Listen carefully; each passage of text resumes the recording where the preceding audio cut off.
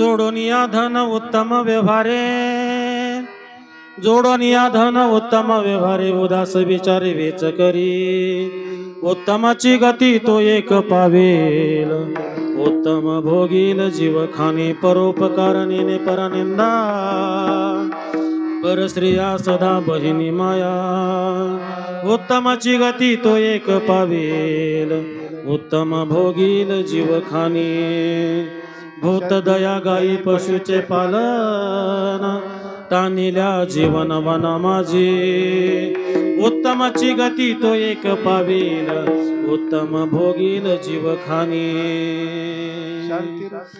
शांती रूपे नोहे कोणाचा वाईट, वाढवी महत्व वडिलांचे, उत्तमाची गती तो एक पावेल, उत्तम भोगील जीव खाणे, तुका मने हेची आश्रमाचे फळ, परम पद बाळ वैराग्याचे, उत्तमाची गती तो एक पावेन, उत्तम भोगील जीव खाणी, विठ्ठल विठ्ठल विठ्ठल विठ्ठल, नमो विठ्ठला, राजया पांडुरंगा, नमो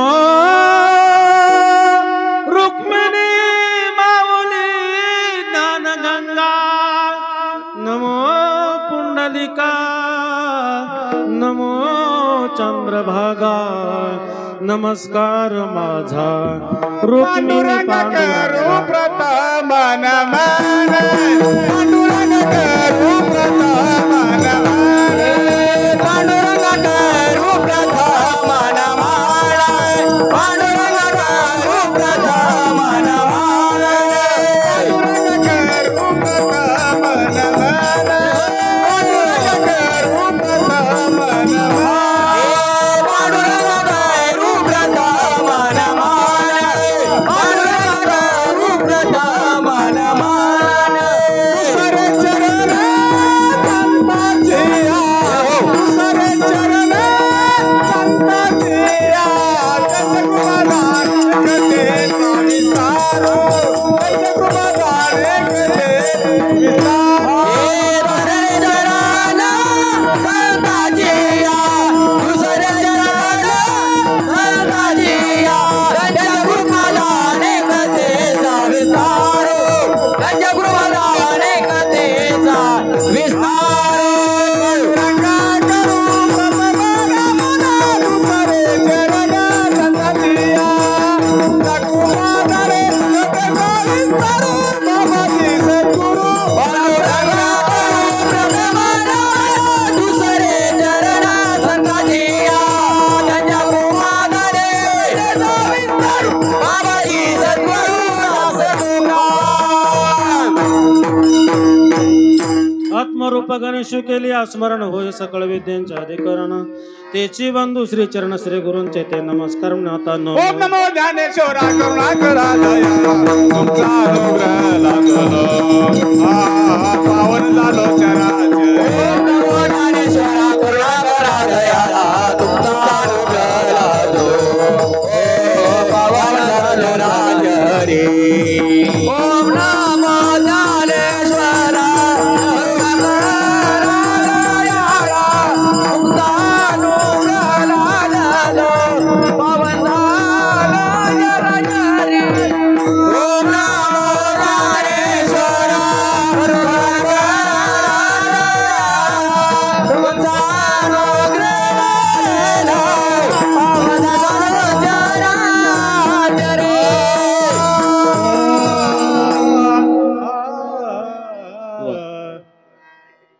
नमो सद्गुरु तुकया ज्ञानदीपा,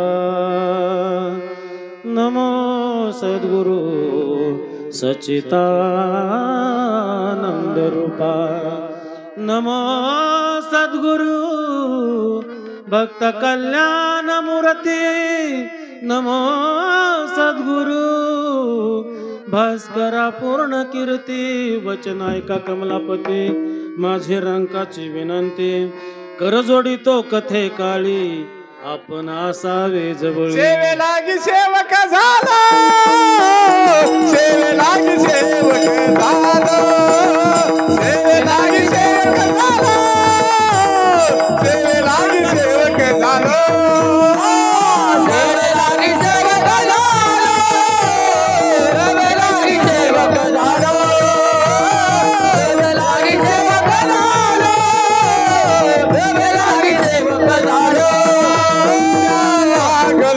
निज चरण तुमच्या लागलो चरण गाव स्वामी तुझ्या देवा यावरी करावे गाव स्वामी तुझ्या देवा यावरी करावे लागलो निज चरण तुमच्या लागलो निज चरण स्वामी तुझ्या देवा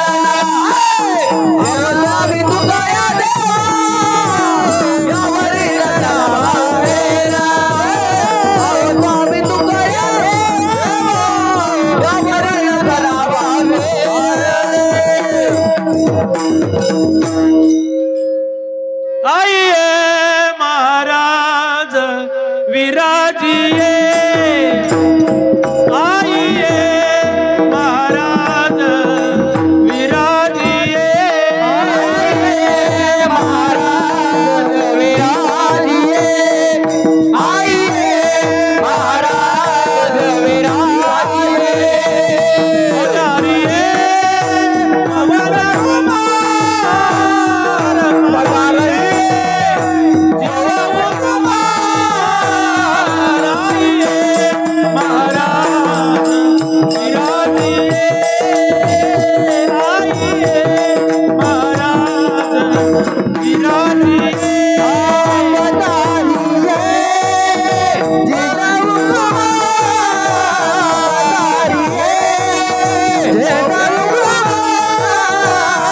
आइए महाराज विराजिए आइए महाराज विराजिए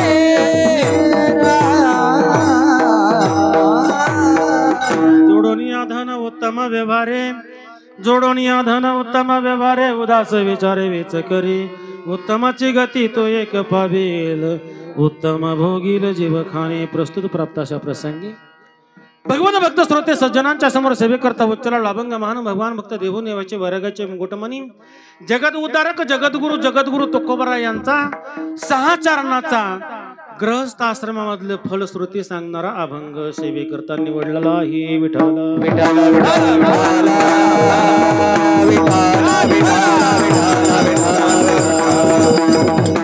या अभंगामधून जगद्गुरु तुकोबरा यांनी ग्रहस्थ आश्रमातली श्रुती सांगितली फळ सांगितलं आहे त्या ग्रहस्थ आश्रमातलं उत्तम जर फळ काय असेल तर ते एक आहे उत्तमाची गती तो एक पावेल उत्तम भोगील जीवखानी हा अभंग गृहस्थ आश्रमासाठी आचारसंहिता आहे आचारसंहिता जशी निवडणुकीची आचारसंहिता असते नियमावली असते ना त्या पद्धतीनं अभंग सोडवण्याच्या पद्धती वारकरी संप्रदायामध्ये 3 पद्धती आहेत एक अभंग पहिल्या चरणामधून दुसऱ्या चरणामध्ये दुसऱ्या चरणामधून तिसऱ्या चरणामध्ये तिसऱ्या चरणामधून चौथ्या चरणामध्ये असा सरळ सरळ सोडवणं हा एक प्रघात आहे काही अभंग उलटे सोडवा लागतात आणि काही अभंग द्रौपदाच्या भोवती खेळतात विठ्ठल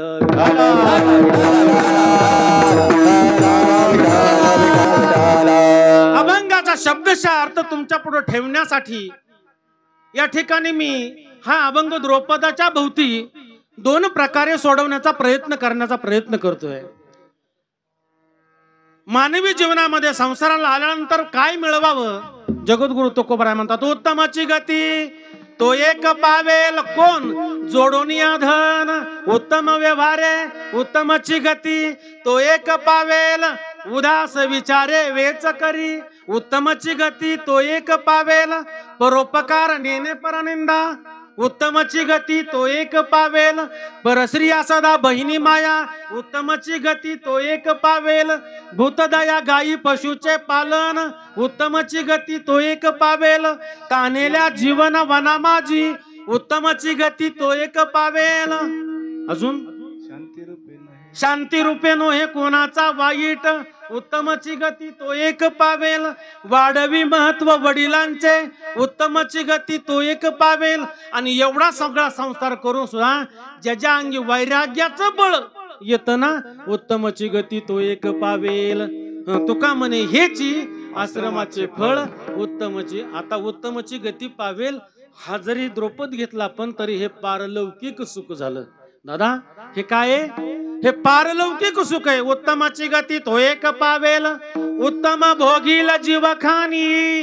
हे जे सुख आहे ना ते पारलौकिक सुख आहे. पण या लोकातलं सुख मिळण्यासाठी हा अभंग जरा उलटा सांगून जातो, म्हणजे तुमच्या लक्षात येईल. तुका म्हणे हेची आश्रमाचे फळ, जोडून या धन उत्तम व्यवहारे. तुका म्हणे हेची आश्रमाचे फळ, उदास विचारे वेच करी.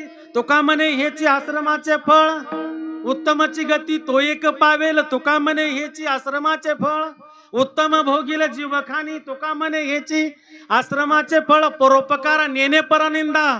तुका म्हणे हेची आश्रमाचे फळ, परश्री सदा बहिणी माया. तुका म्हणे हेची आश्रमाचे फळ, शांती रूपे नोहे कोणाचा वाईट. तुका म्हणे हेची आश्रमाचे फळ, वाढवी महत्व वडिलांचे. तुका म्हणे हेची आश्रमाचे फळ, पदम पद बळ वैराग्याचे. तुका म्हणे हेची आश्रमाचे फळ. विठ्ठल विठ्ठल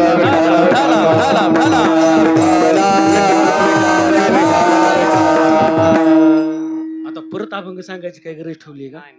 आता अभंगापर्यंत मला नाही पोचता आलं तरी मी अभंगाचा सरळ सरळ सगळ्यांना अर्थ समजावून सांगितलाय. या अभंगावरती विस्तृत प्रमाणामध्ये चिंतन मांडण्याच्या पूर्वी अल्पसा परिहार देणं गरजेचं आहे. तोचा आजची जी कीर्तन रूपी सेवा आहे त्या सेवेचं निमित्त आहे श्री सद्गुरू गुप्तनाथ महाराजांच्या स्पदर स्पर्शाने पावन झालेल्या या पावनभूमीमध्ये आणि श्री सद्गुरू गुप्तनाथ महाराज यांच्या कृपा आशीर्वादाने या माने परिवाराने या परिसरामध्ये आपल्या उभरलेली वास्तू आहे आणि त्या वास्तूची आज खऱ्या अर्थाने या ठिकाणी वास्तुपूजा वास्तुशांतीच्या कार्यक्रमानिमित्त तुम्ही आम्ही या ठिकाणी सर्वजण उपस्थित आहात. अतिशय प्रेमळ स्वभावाचं हे वारकरी कुटुंब रुक्मिणी साहेब असतील, गोरख महाराज असतील, अगदी वारकऱ्यांवरून त्यांना जीव ओवाळून टाकावा. दिंडीमध्ये आलं ना तर देहभान विसरून जाऊन नाचावं रुक्मिणी साहेबांना, गोरख बाप्पून इतकं नाचावं इतकं त्यांचं वारकऱ्यावरती प्रेम आहे. आणि तेवढंच प्रेम नाथांवरती आहे. आणि म्हणतो नाथांच्या कृपा आशीर्वादाने बांधण्यात आलेली ही वास्तू आहे. त्या वास्तूमध्ये गोरख किसन माने यांनी सुंदर अशी या ठिकाणी आखणी केली आणि त्यांना साजेल असं भगवंताच्या कृपेने त्यांना मुलंही प्राप्त झालीत. तर प्रशांत अगदी देवगुणी मुलगा या ठिकाणी त्यांना प्राप्त झालाय. त्याचं प्रमाण सांगायचं झालं तर कुळी कन्यापुत्र होती जे सात्विक तयाचा हरिक वाटे देवा. कुळामध्ये अशी जन्माला संतती यावी की त्याला देवाला त्याचा आनंद व्हावा आणि त्याच्या माता पित्यांना त्याची धन्यता जावी. धन्य माता पिता तयाची. म्हणून त्या मुलाच्या बाबतीत जर बोलायचं झालं तर खरंच त्याचे माय आणि आई आणि वडील हे धन्य धन्य माता पिता तयाची. का? त्यांनी कास परमार्थाची धरली म्हणून संस्कार या घरावरती वारकरी संप्रदायाचे लाभलेत. त्याचप्रमाणे प्रियांका प्रशांत माने असतील, स्वप्नाली वसंत माने असतील, वसंत गोरख माने असतील, चिरंजीव शिवतेज आहे, शिवांश आहे, कुमारी तनुष्का आहे, अनुष्का आहे आणि समस्त हा माने परिवार. या माने परिवाराने अगदी प्रेमानं सगळ्यांना या ठिकाणी सगळेजण या ठिकाणी आपण पाहुणे मंडळी त्यांच्या या निमंत्रणाला उपस्थित राहिलात त्याबद्दल त्या माने परिवाराच्या वतीने तुमचं खरं तर या ठिकाणी स्वागत करतोय. आणि मी माझ्या कीर्तनाच्या अनुषंगाने बोलण्याचा प्रयत्न करतोय. मानवी जीवनामध्ये मानवी जीवनामध्ये खरं तर 3 मूलभूत गरजा आहेत. त्या 3 मूलभूत गरजा म्हणजे अन्न, वस्त्र आणि निवारा. काही वेळेला अन्न आणि वस्त्र आणि निवारा ह्या 3 गोष्टी मानवाच्या जीवनामध्ये संसारी जीवनामध्ये आल्यानंतर लागतात. साधूच्या जीवनामध्ये कदाचित नसेल पण तरीही सुद्धा साधूला लंगोटी लावणं सुद्धा अपेक्षित आहे. ज्याच्या मनामध्येच खोट नाही त्याला लंगोटी लावायची सुद्धा गरज भासत नाही. या सृष्टीच्या उत्पत्तीचा जर विचार केला दादा, या सृष्टीच्या उत्पत्तीचा विचार केला, पहिले कोट्याचं नव्हते काही, चंद्र सूर्य तारा नाही कानोबा तेरे तेरे तेरे ते. पहिलं या जगतामध्ये कुठं काहीच नव्हतं. पंचतत्व नव्हतं, पंच विषय नव्हते, पंच स्वर नव्हते, पंचगंध नव्हते, पाच तत्व नव्हते, पंच प्राण नव्हते. फक्त एकटा विराट पुरुष होता. एकटा विराट पुरुष, एकटा विराट होता. तो पुरुष कोण होता? विराट होता, पण कोहली नव्हता. विराट होता पण तो कोहली नव्हता.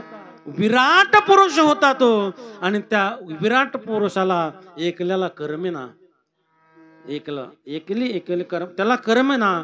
म्हणून त्याची या नाभी कमळा जन्म चतुरानना. त्याच्या नाभी कमळामधून इच्छा उत्पन्न झाली आणि नाभी कमळामधून ब्रह्मदेवाचा जन्म झाला. ब्रह्मदेवाचा जन्म झाला. कोणाचा? चतुरानना. ब्रह्मदेवाला तोंडे किती? किती? त्याच उत्तर आहे ना. ब्रह्मचतुरा, चतुर म्हणजे चार.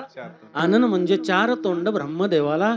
त्या ब्रह्मदेवाचा जन्म भगवंताच्या नाभी कमळेतून झाला. आणि त्या ब्रह्मदेवाला तपचर्या करण्यासाठी सांगितलं. ब्रह्मदेवाने तपचर्या करण्यासाठी प्रांत निवडला तो भारत देश. भारत देशातला प्रांत निवडला तो महाराष्ट्र आहे. महाराष्ट्रातला उत्तर महाराष्ट्र निवडला आणि उत्तर महाराष्ट्रातलं नाशिक हे गाव निवडलं. नाशिक हे गाव निवडलं. आणि त्या नाशिक शहरामध्ये कमळाच्या फुलावरती पद्मासन घालून ब्रह्मदेवाने तपचर्या केली.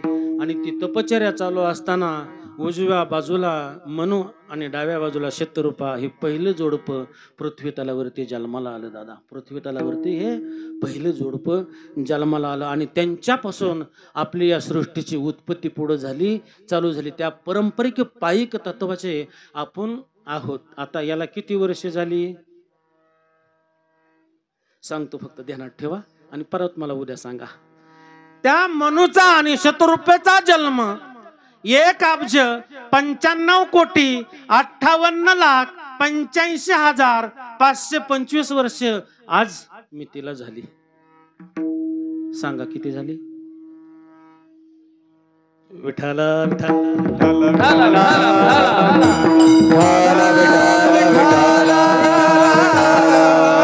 आणि मग तिथून पुढे या सृष्टीची मानव देहाची निर्मिती झाली. आणि मानव देहाच्या निर्मिती झाल्यानंतर मानवाच्या मूलभूत गरजा 3 आहेत: अन्न, वस्त्र आणि निवारा.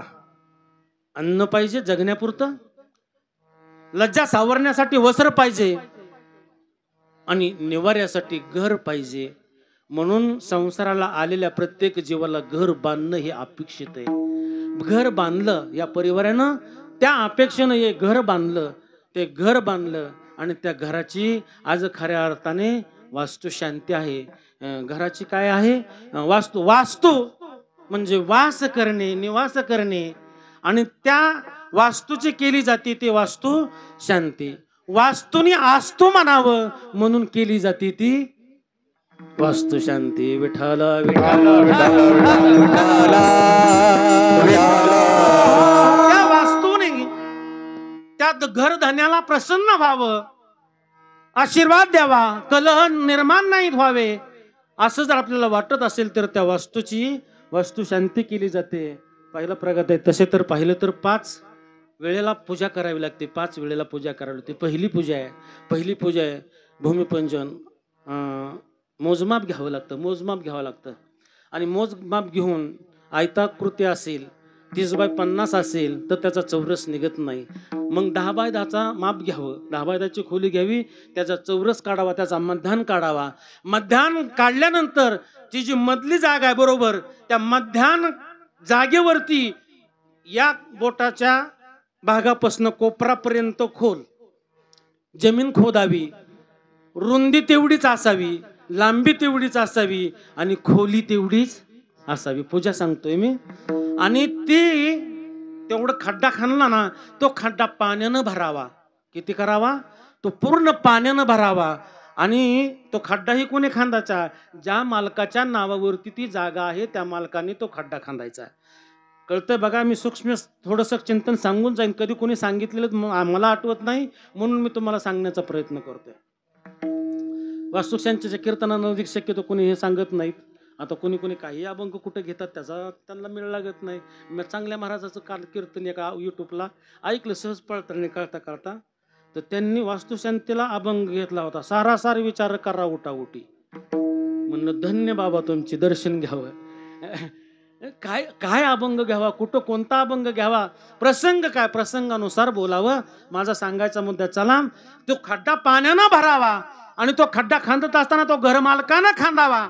तो पाण्यानं भरलेला खड्डा खांदल्यानंतर त्या खड्ड्यापासून 22 पावलं दक्षिणेकडं त्या मालकाने चालत जावं. 22 पावलं म्हणजे 22 फरलंग नाही किंवा पाऊल असं टाकायचं नाही. ह्यो पाय, ह्या पायाला पुढल्या अंगठ्याला पुढल्या पायाची टाच लागली पाहिजे. असं 22 पावलं दक्षिण दिशेनं चालत जावं आणि पुन्हा 22 पावलं पाठीमागं चालत यावं. तोपर्यंत त्या खड्ड्यातलं पाणी किती जिरतंय हे बघावं आणि ते किती जिरतंय त्या जिरण्यावरनं त्या भूमीतला दोष कळतो. जर पाणी अर्ध जिरलं तर समजावं ही भूमी दोषयुक्त आहे आणि मग त्या खड्ड्यामध्ये पूजा केली जाते. तामण टाकले जातं. विशिष्ट प्रकारची एक पूजा असते, ती पूजा करायची. जर ते पाणी जिरलंच नाही तर त्या भूमीला दोष नाही असं समजून काही ती पूजा नाही केली तरी चालते, पण करावी लागते. चला, पहिली पूजा म्हणजे भूमिपूजन झालं. दुसरी पूजा खांब उभा करताना केली जाते. तिला पूजा म्हणतात. खांब उभा करतात, जो आपण उभा करतो त्याला मराठीत काय म्हणतात? इमारतीचा मराठीत आपण त्याला कॉलम म्हणतो. धन्य विठाला विठाला विठाला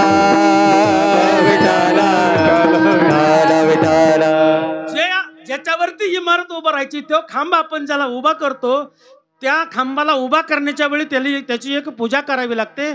तो कॉलम म्हणा, मराठीत म्हणा कॉलम असू द्या, आहे का नाही.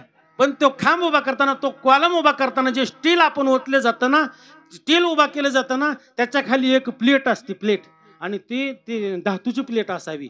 धातूची प्लेट असावी. तो धातू कोणता असावा? तांब्याचा असावा, काशाचा असावा किंवा जस्ताचा असावा किंवा पाहरा त्यातमध्ये टाकला जातो आणि मग त्याला बोजल्या जातं. ती खांब पूजा आहे. चला, तिसरी पूजा सांगून जाईन घराची जाता जाता. तिसरी पूजा ज्यावेळेस आपण जुन्या काळामध्ये काय म्हणतो आपण, माळवादाला पेंड भरणे किंवा आताच्या काळामध्ये स्लॅब टाकणे, स्लॅब टाकण्याच्या वेळेला एक पूजा केली जाते, ती पूजा आहे. आणि चौथी पूजा आहे, ज्या वेळेस त्या चौकट लावतो ना आपण, त्यावेळेस केली जाते ती एक पूजा आहे. पुन्हा ती स्लॅब टाकल्यानंतर जी पूजा केली जाते, तर त्या पूजा करत असताना शेजारी जर दुसऱ्याचं घर असेल आणि मध्ये जर अंतर असेल आणि पूर्वोत्तर जागा जर असेल तर त्या ठिकाणी सुद्धा विशिष्ट प्रकारची पूजा सांगितली जाते. म्हणजे त्यांचे दोष आपल्याकडे येऊ नयेत म्हणून त्या ठिकाणी विशिष्ट प्रकारचे धातू त्या पूजेसाठी वापरले जातात. कुठलं स्टील वापरायचे, त्या स्टीलमध्ये कुठला धातू असला पाहिजे, मग हे वापरलं जातं. ही 4 नंबरची पूजा आहे. आणि 5वी जी पूजा आहे, संपूर्ण घर पूर्ण झाल्यानंतर त्या वास्तूनं आपल्याला आस्तू म्हणावं म्हणून केली जाते, ती वास्तुपूजा. विठ्ठल विठ्ठल ती पूजा करत असताना सुद्धा अजून सांगून जाईन. आता काकांनी पूजा मांडली असेल तर तुम्ही जाऊन पहा आणि मला त्याची नावं सांगा आल्यानंतर कशा कशाची पूजा मांडली. ती वास्तूमध्ये पूजा मांडत असताना सुद्धा पहिली पूजा मांडावी लागते ती ग्रहमंडळाची. दुसरी पूजा आहे पहिली ग्रहमंडळाची पूजा आहे, दुसरी शांती मंडळाची पूजा आहे, तिसरी मातृक पक्षाची पूजा आहे, चौथी पितृपक्षाची मंडलक त्या ठिकाणी मांडावं लागतं आणि तेवढी शेवटी इष्ट देवतेचं मंडलक मांडून ती पूजा केली जाते. अशी 5 प्रकारची पूजा शास्त्रकारांनी या ठिकाणी सांगितली. ती पूजा आपल्याला करावी लागते.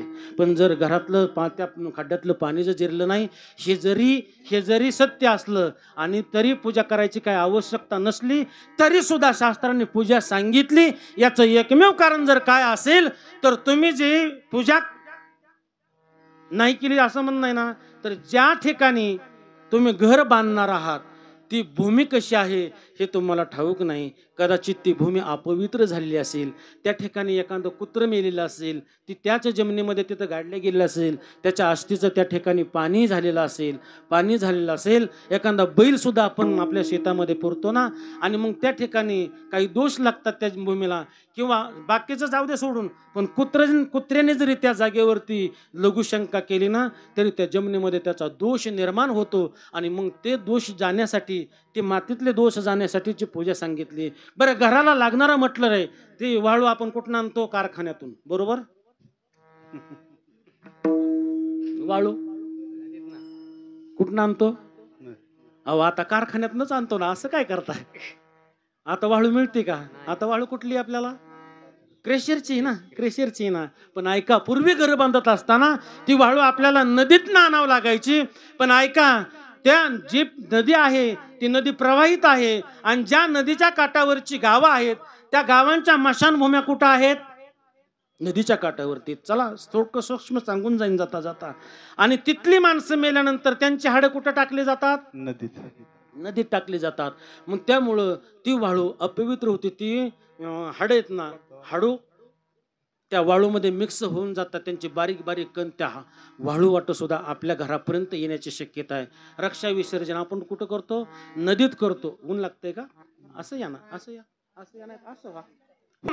ती वाळू जरी असली तरी त्यात येणारे अस्थीचे कण, रक्षीचे कण, आणि त्यामुळं ती वाळू अपवित्र आहे. आणि त्या अपवित्र वाळूला पवित्र करण्यासाठी जी केल्या जाते तिला वास्तुशांती म्हणतात. वास्तुशांतीच्या पूजा सांगितल्या. चला ज्या घराला आपण चौकट लावली ते जंगलातून आणलेलं झाड आहे. बरं, झाड तोडणारा जरी पेताडा असला तरी त्याचा दोष त्या झाडाला लागल्याशिवाय राहत नाही. ऐका, झाड तोडणाऱ्याने जर आंघोळ केली नसेल तर तो दोष सुद्धा त्या झाडामध्ये लागतो. आणि मग ते झाड समजा तोडून आणलं सुताराकडे दिलं, सुतारांना बिडी पेत त्याच्यावरती रंदा मारला, आणि उरलेली बिडी सुद्धा त्याच्यावरच विजवली. त्याच्यामुळं त्याच्यामध्ये दोष निर्माण होतो. म्हणून सांगितले जाते ती वास्तूची पूजा आहे. चला, कलर देणारा तर काय सोपा समजला तुम्ही? समजला? तो आधीच कलरने भिंतीक रंगवतो. कोण? कलर देणारा. गुटखा खाऊन का नाही खात? गुटखा खाऊन जर भिंतीचे कलर करत असेल तर ते दोष त्या वास्तूमध्ये राहतात. मग ह्या जड वास्तूतले दोष जाण्यासाठी, ऐका, या जड वस्तूतले दोष जाण्यासाठी केले जाते ती वास्तुशांतीची महापूजा. विठाला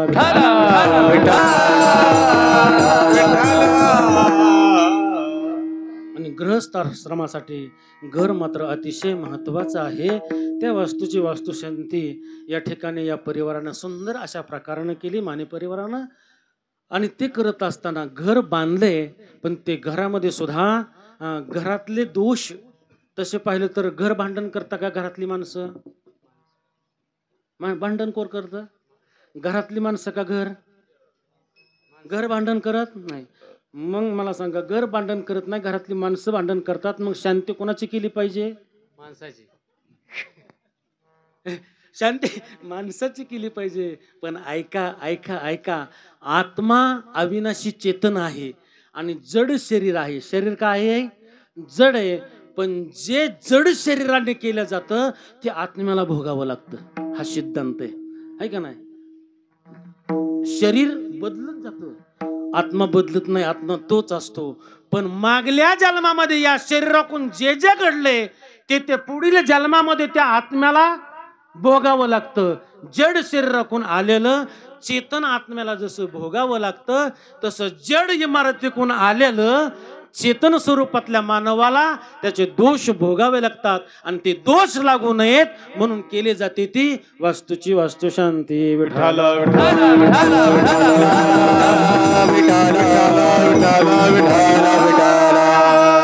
ठीक आहे, कळलं महाराज, आम्हाला कळलं. आता आम्हाला सांगा, आम्ही घर बांधलंय, मग ते घर कसं असावं सांगून जातो. जाता सांगून जाईन.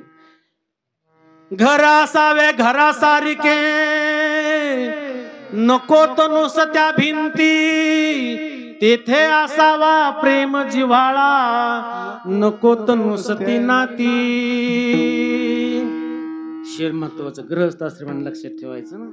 तेथे असावा प्रेम जिव्हाळा, नकोत नुसती नाती. अरे मी आल्याच पाहिलं या परिवाराचं प्रेम जिव्हाळा आणि नाती किती महत्वाचे. सगळे आज या ठिकाणी एकत्रित आहेत, सगळे एवढं प्रेम असावं दादा. नाही तर नातं आहे बापल्याकाचं रक्ताचं नातं आहे ना, तरी बाप घरात असला की लेक घरात नसतो, लेक घरात असला तर बाप घरात नसतो. ह्या अवस्था आहे. नात्यांना काही किंमत नाही हो, त्याला प्रेम पाहिजे, जिव्हाळा पाहिजे. आणि त्या घरामध्ये भगवान परमात्म्याला यावं वाटावं, भगवान परमात्म्याला यावं वाटावं असं आपलं कर्तृत्व असावं. विठाला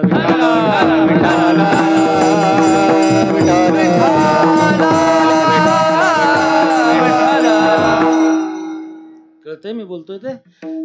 अशा घरामध्ये कर्कशा नसावा, भांडण नसावं, तंटा नसावा. घर बांधलंय ना, वास्तू चांगली, मंदिर आहे, घर एक मंदिर आहे, मंदिर आहे ना, त्या मंदिरामध्ये भगवान परमात्म्याला यावं वाटावं, आहे का नाही. संत कृपा झाली, संत कृपा झाली,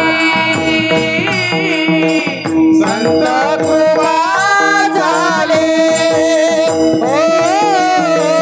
संत कृपा झाली, इमारत फळा आली,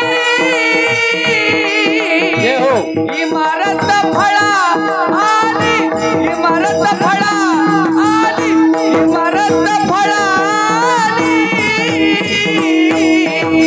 संत कृपा झाली, संत कृपा झाली, इमारत आली, इमारत आली,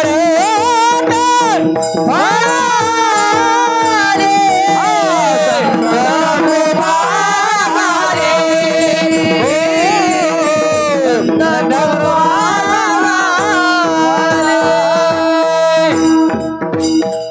इमारत एकदा का फळाला आली ना, त्याच्यावरती देवाची कृपा असावी, त्या इमारतीवरती देवाची कृपा असावी, संतांची कृपा असावी. इमारत फळा आली, संत कृपा झाली, देव कृपा व्हावी त्या इमारतीवरती.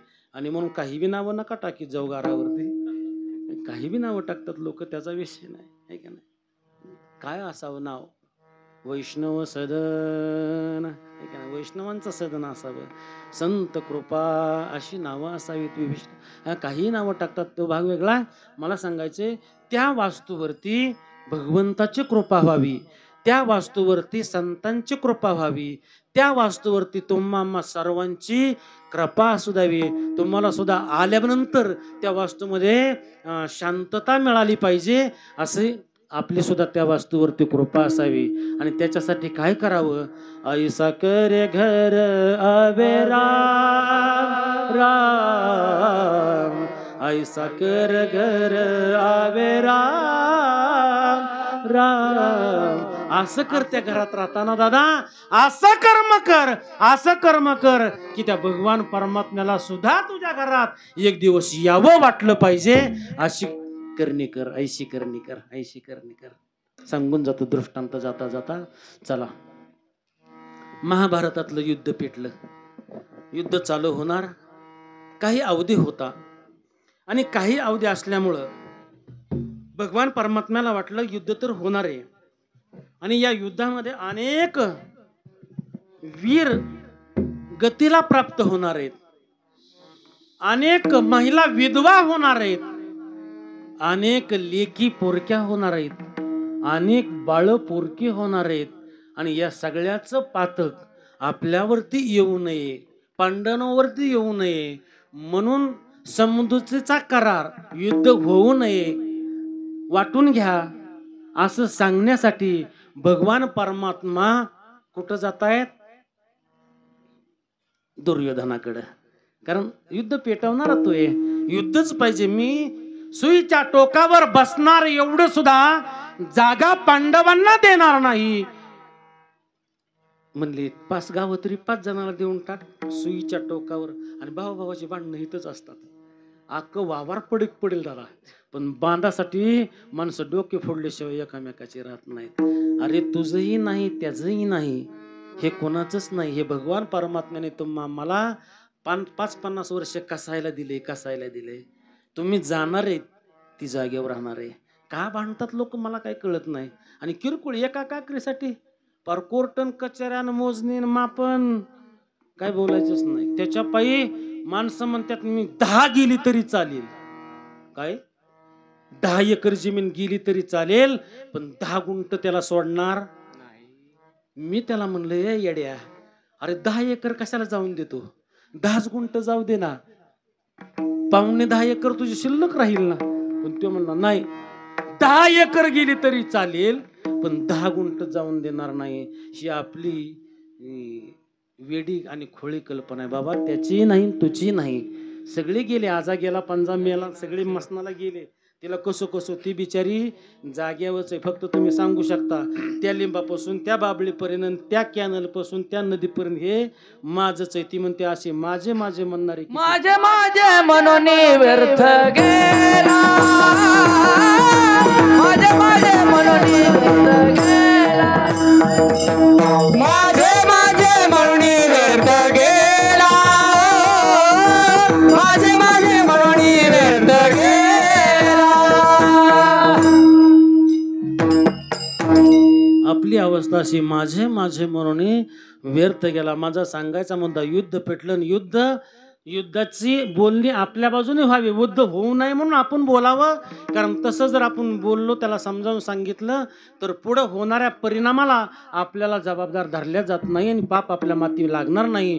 म्हणून पांडवांकडून भगवान परमात्मा दुर्योधनाकडं तह करण्यासाठी, म्हणजे त्याला चांगली हिताच्या 4 गोष्टी सांगण्यासाठी निघाले. आता भगवान परमात्मा येतायत म्हणल्यानंतर दुर्योधनाला आनंद झाला. अरे वा, भगवान परमात्मा आपल्याकडे येणार आहेत. कारण भगवान परमात्म्याने स्वतःचं सगळं दुर्योधनाला देऊन टाकलं होतं. आणि भगवान परमात्मा फक्त एकटा अर्जुनाच्या पांडवांच्या बाजूने होता. मी सांगून जाईन, देवाचं घेऊ नका गड्या, देवाचं घेऊ नका, देव घ्या. देवाचं देऊन टाकलं देवाने. कुणाला? दुर्योधनाला. अर्जुनाने काय घेतला? देव. म्हणून तर संत महात्मे सांगतात, देव घ्या कोणी, देव घ्या कोणी, देव घ्या कोणी, देव घ्या कोणी, देव घ्या कोणी, देव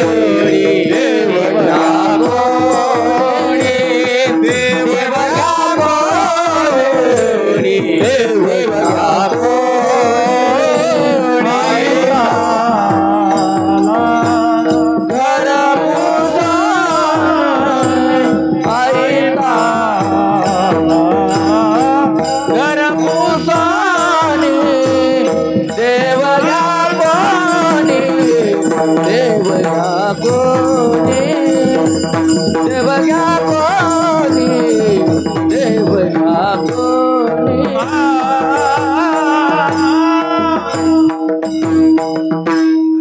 संत महात्म्याने तर मला सांगितलं, रे देवाचं घेऊ नका, देवाचं घेतलेलं पुरणार नाही, देव घ्या. देव घ्या कोणी, देव घ्या कोणी.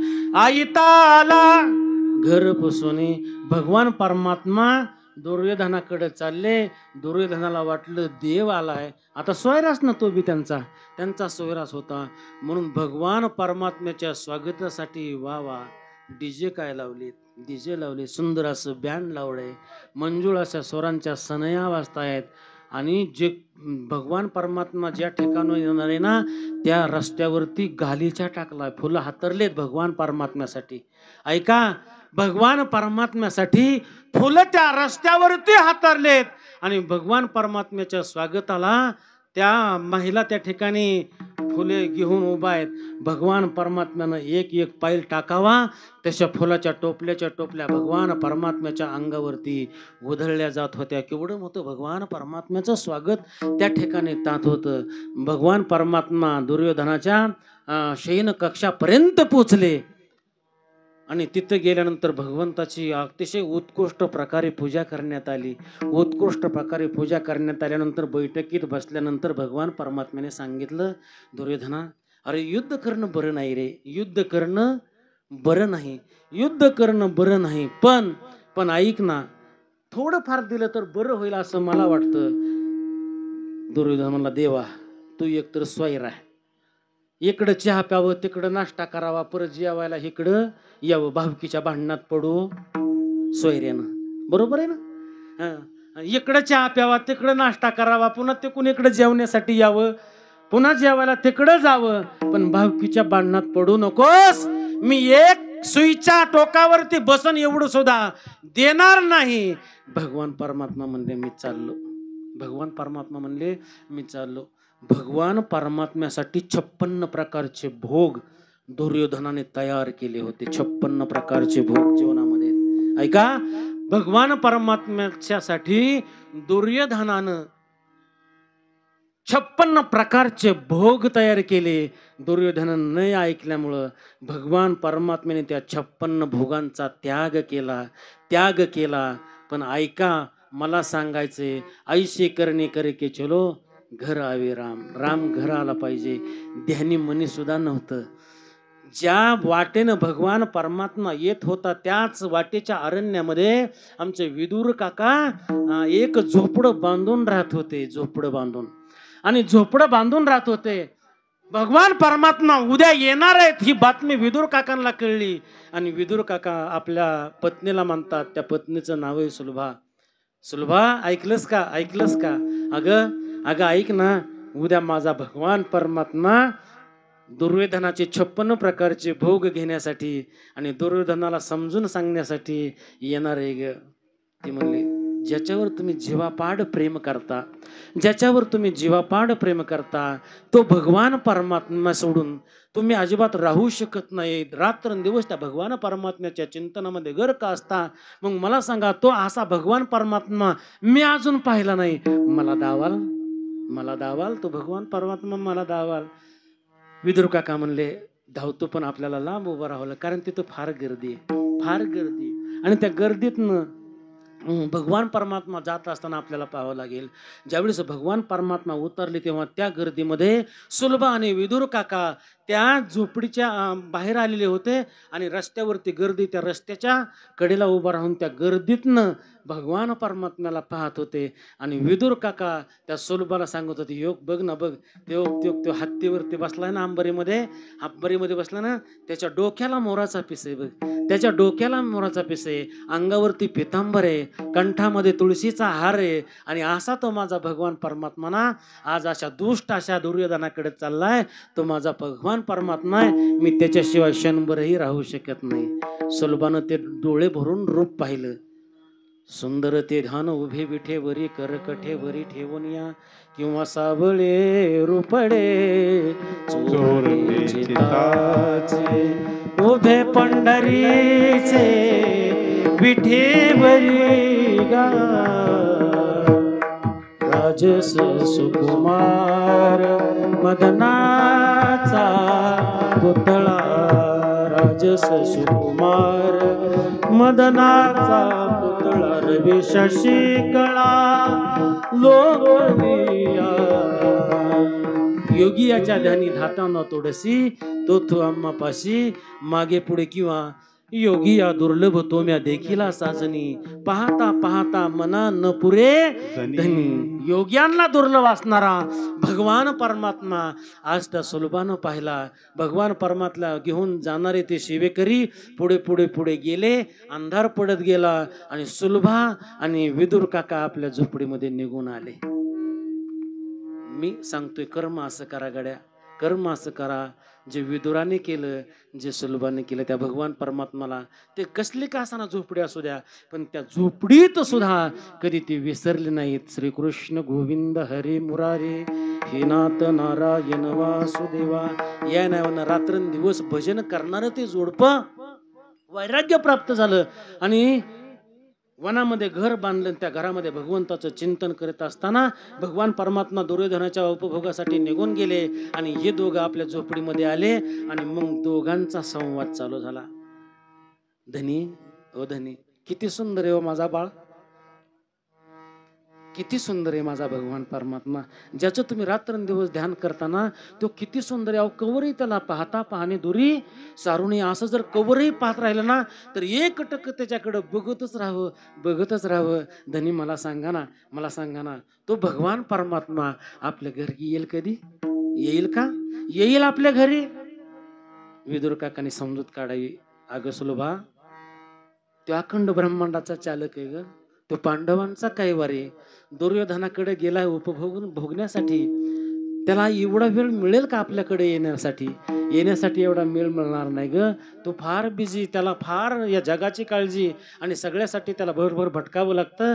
त्याला आपल्या पर्णकुटीकडे येण्यासाठी वेळ नसेल. पण 56 प्रकारचे भोग टाकून भगवान परमात्म्यानं विदुरा काकांच्या घरचा रस्ता धरला आहे. उद्धवजी चल विदुरा घर जावे, उद्धवजी चल विदुरा घर जावे, उद्धवजी चल विदुरा घर जावे, उद्धवजी चल विदुरा घर जावे. शबरी के बेर सुदाम जी की चावल, शबरी के बेर सुदाम जी की चावल, रुत गल गावे, उद्धवजी चल विदुरा घर जावे, उद्धवजी चल विदुरा घर भगवान परमात्म्यानं 56 प्रकारच्या भोगाला लात मारली आणि उद्धवाला सांगितलं, उद्धवा अरे माझा निश्चिम भक्त विदुर काका आणि सुलभी माझी वाट पाहतायत रे, मला तिकडे जायचंय. विदुरा घरी जावे, उद्धवजी चल विदुरा घरी जावे. आणि भगवान परमात्मा विदुराच्या घरी आले आणि ह्या दोघांचं आज संभाषण चालले. सुलभा म्हणते, येईल का हो तो भगवान परमात्मा माझ्या घराला? येईल का हो? आणि एवढ्यामध्ये सुलभाची समजूत काढतायत विदुर काका. सुलभा अगं त्याला फार काम आहेत ग, त्याला आपल्याकडे यायला वेळ नसेल अशी समजूत काढत असतानाच त्या झोपडीच्या दारावरती थाप पडावी. काका! भगवान परमात्म्यानं काका म्हणून हाक मारावी. दादा काका म्हणून हाक मारावी. आणि भगवान परमात्म्यानं हाक मारल्याबरोबर काकांना तर धडकीच भरल्यासारखं झालं. अरे माझ्या भगवान परमात्म्याने हाक मारली. झोपडीचं दार उघडलं दादा, दार उघडलं आणि भगवान परमात्म्याला घरामध्ये घेतलं. सांगा अपेक्षा तरी होती का हो विदुराची? पण ऐशी करणे करके चलो प्रभू. तो भगवान परमात्मा आपस होऊन चालत आपल्या घराकडे आला पाहिजे, असं त्या घरातलं वर्तवणूक असावं, असं त्या घरातलं सगळा व्यवस्थितपणा असावा, असं ते घर शांत हवं. नाही तर आपल्याच घर आपल्याला खायला उठतं. कळतंय का? काही वेळेला आपल्याच घरामध्ये आपल्याला राहू वाटत नाही, देवाला कसं राहू वाटेन हो. पण ते विदुराच्या घरी भगवान परमात्मा येतात आणि आल्यानंतर देवघरा आला, देवघरा देवघरा देवघरा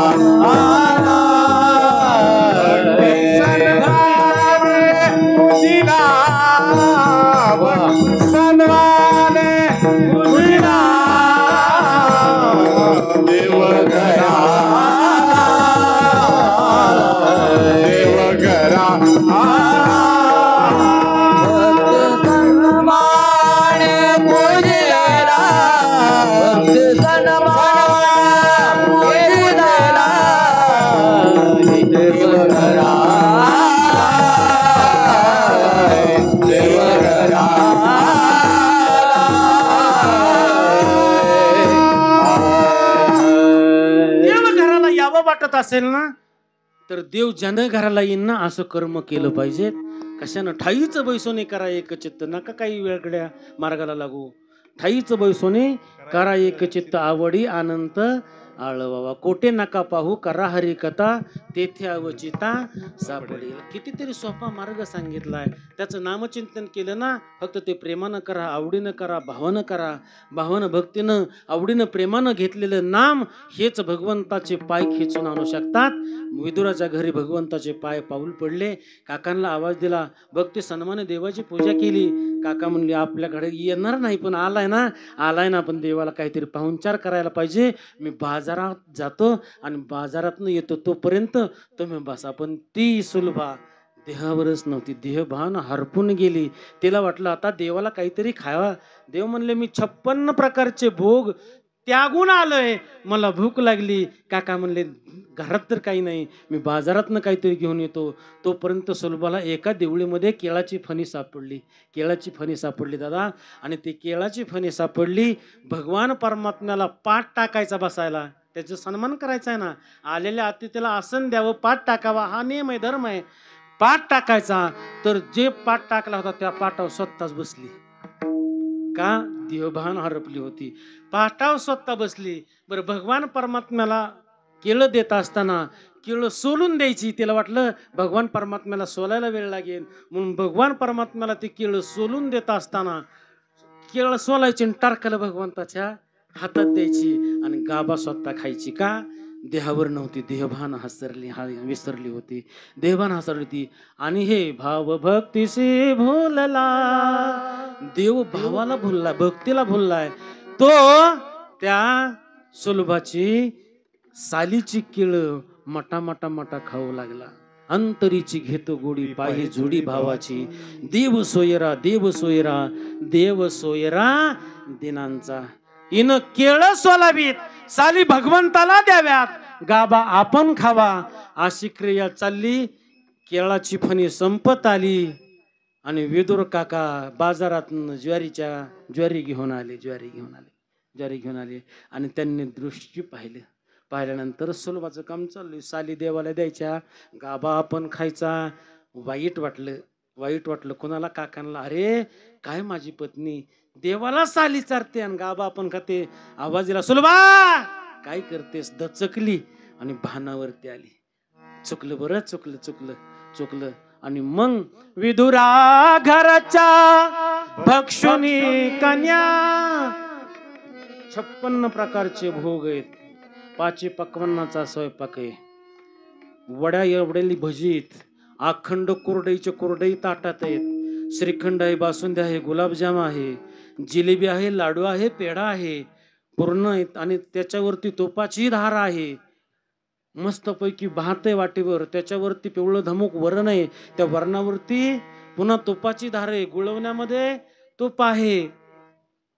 असला 5 पक्वान्नाचा भोग, 56 प्रकारचे भोग त्यागून विदुर काकाने ज्वारी आणली आणि ती ज्वारी सुलभानं भरडली, त्याच्या कन्या केल्या दरदरीत पाण्या माझ्या. दासी पुत्र कन्या विदुराच्या भक्षी,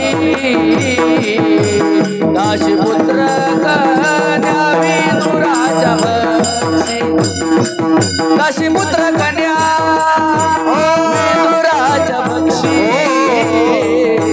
दासी पुत्र कन्या विदुराच्या भक्षी, दासी पुत्र कन्या विदुराच्या भक्षी, दासी पुत्र कन्या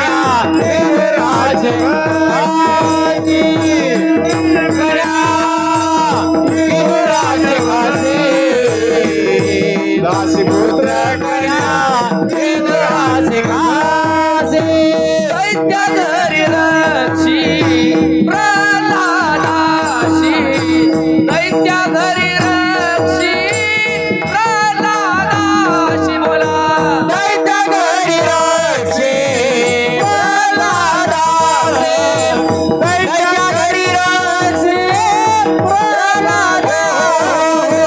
दासी पुत्र कन्या विदुराच्या भक्षी, दासी पुत्र कन्या विदुराच्या भक्षी, दासी पुत्र कन्या विदुराच्या भक्षी, दासी पुत्र कन्या विदुराच्या भक्षी, दासी पुत्र कन्या